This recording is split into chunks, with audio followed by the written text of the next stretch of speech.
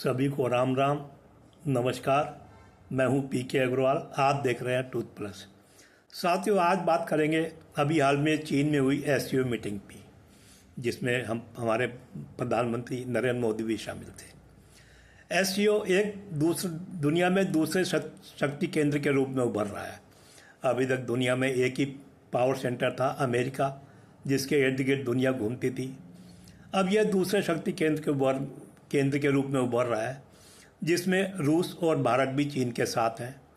या आप कह सकते हैं चीन दूसरा शक्ति केंद्र उभर रहा है, जिसमें भारत उसे वर्तमान में सहयोग दे रहा है। अब एक भारत के लिबरल हैं जिनका जन्म भी भारत का विरोध करने के लिए हुआ है। मोदी तो इनके राजनीतिक विरोधी हैं। अगर इनका शुरू से इतिहास उठाया जाए तो इनके कर्म भारत के विरोध में ही दिखेंगे आपको। इसलिए ये कभी चर्चा भी नहीं करते, बस मोदी सरकार पर हमला करते रहते हैं, वो एक अलग चीज़ है। अब इन लोगों ने विरोध करना शुरू कर दिया कि मोदी चीन जा रहे हैं, गलवान में हमारे सैनिक मारे गए थे, इस तरह की बातें उठानी शुरू कर दी। अब प्रश्न ये है, जब अमेरिका ने भारत पर एक तरफा टैरिफ लगा दिए, पेनल्टी लगा दी, तो क्या भारत अपने रास्ते ना खोजे? अब भारत अपने रास्ते खोज रहा है, उसके लिए वो चीन के साथ मिल रहा है, चीन भी अपने रास्ते खोज रहा है। यानी इस समय दोनों के राष्ट्र हित मिल रहे हैं। चीन कोई विश्वसनीय नहीं है, मैं भी चीन पर विश्वास नहीं करता। जिस मोदी ने वक्त पड़ने पर ट्रंप को गले लगाया, जरूरत पड़ने पर ठेंगा भी दिखा दिया। अगर चीन भी ऐसी कोई हरकत करेगा, चीन को भी ठेंगा दिखाने में भारत की राष्ट्रवादी सरकार देर नहीं करेगी। अब दूसरा शक्ति केंद्र बन रहा है तो उन्हें परेशानी है। परेशानी दूसरे शक्ति केंद्र बनने से नहीं होगी।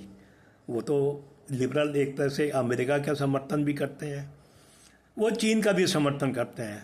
आपने देखा होगा, भारत को नीचा दिखाने के लिए चीन को रोज़ महान दिखाने का प्रयास करते हैं वो, इसमें कोई संदेह नहीं। यहाँ तक कि वो तो इतने गिरे हुए हैं, वो पाकिस्तान का भी समर्थन करते हैं। कैसे करते हैं वो अलग चीज़ है, वो अलग कभी चर्चा कर लेंगे। अब इन्हें दिक्कत है दूसरा शक्ति केंद्र उभर रहा है, अमेरिका के विरुद्ध उभर रहा है और भारत भी उसमें प्रमुख भूमिका में है। तो इन्हें सबसे बड़ी दिक्कत ये है, इन्हें भारत के प्रमुख मोदी से ज़्यादा भारत के प्रमुख भूमिका में आने की दिक्कत है। अब दुनिया के शक्ति केंद्र दूसरा उभर रहा है। अब जो स्थापित शक्ति केंद्र है, जैसे अमेरिका, उसके सहयोगी देश, वो तो नहीं चाहेंगे दूसरा शक्ति केंद्र उभरे। ये कोई भी शक्ति केंद्र ऐसा नहीं चाहता कि दूसरा शक्ति केंद्र उभरे। निश्चित रूप से चीन के उभरने में उनकी तो कोई भूमिका नहीं होगी, वो तो इसे नकारात्मक रूप से देखेंगे।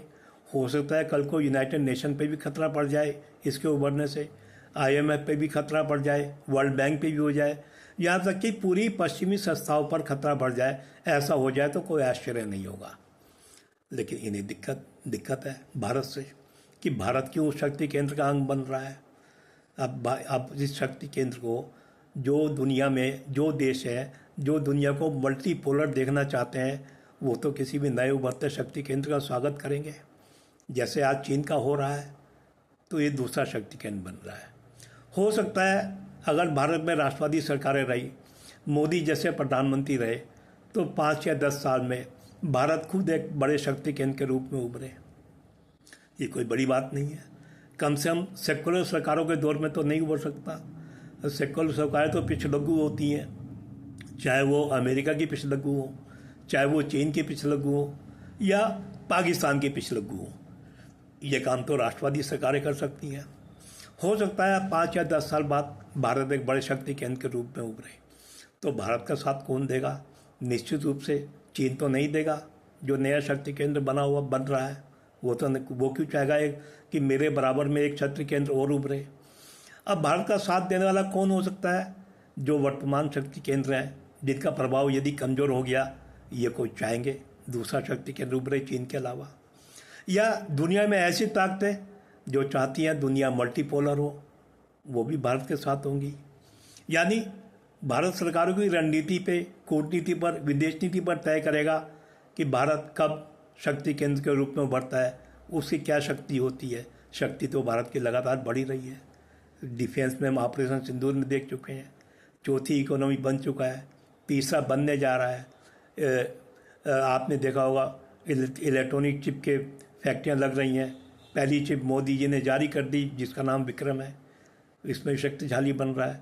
तो भारत तो हर क्षेत्र में आगे बढ़ रहा है। हर क्षेत्र में आगे बढ़ने वाले को कोई रोक तो सकता नहीं। हाँ, शक्ति केंद्र बनने में कितना समय लगेगा वो अलग बात है। अब जहाँ तक पुराने शक्ति केंद्र की बात है, उसने तो आज तक भारत को स्वीकारा नहीं। भाई, भारत के प्रयास करने के बावजूद भी, भारत को आश्वासन देने के बावजूद भी उन्होंने यूनाइटेड नेशन सिक्योरिटी काउंसिल में भारत को स्थान तो नहीं दिया। अब उन्होंने भारत को स्थान नहीं दिया तो भारत क्या उनके भरोसे रहे? भारत अपने अलग प्रयास जारी रखेगा। फिलहाल शंघाई कोऑपरेशन ऑर्गेनाइजेशन, जिसे मोदी जी ने सिक्योरिटी कनेक्टिविटी अपॉर्चुनिटी कहा है, तो भारत वहाँ से अपना रास्ता ढूंढेगा। ये तो जो वर्तमान स्थापित शक्ति केंद्र है, अमेरिका और उसके सहयोगी, उन्हें चिंतन करना चाहिए कि भारत को उन्होंने किस तरफ जाने को मजबूर कर दिया है।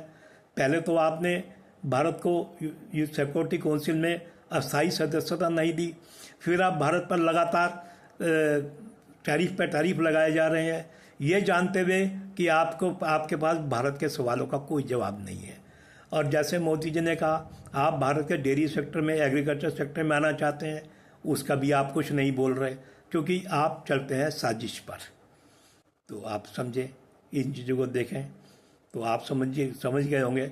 भारत कल को, चीन अगर भारत के साथ होशियार बनने की कोशिश करेगा तो जैसे आज ट्रम्प को ठेंगा दिखाया गया है, ऐसे ही चीन को भी ठेंगा दिखाने में देर नहीं की जाएगी।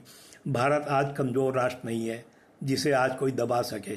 राष्ट्रवादी सरकार है जिसे कोई दबा नहीं सकता। तो आशा है वीडियो आपको पसंद आया होगा। वीडियो पसंद आए तो लाइक करें, शेयर करें, चैनल को सब्सक्राइब करें। फिर मिलते हैं अगले वीडियो में। धन्यवाद।